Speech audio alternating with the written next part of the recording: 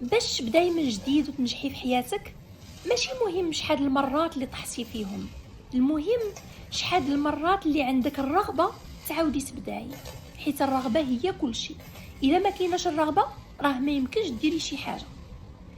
البدايه جديده ما كتحتاجش واحد المعجزه، كتحتاج فقط قرار شجاع من عندك، قرار بانك غادي تخلي الماضي وغادي توقفي على رجليك. الماضي ما كنبقاوش كل مره نلتفتوا ليه، كناخذوا ديك التجربه اللي تعلمناها منه وكنزيدوا للقدام.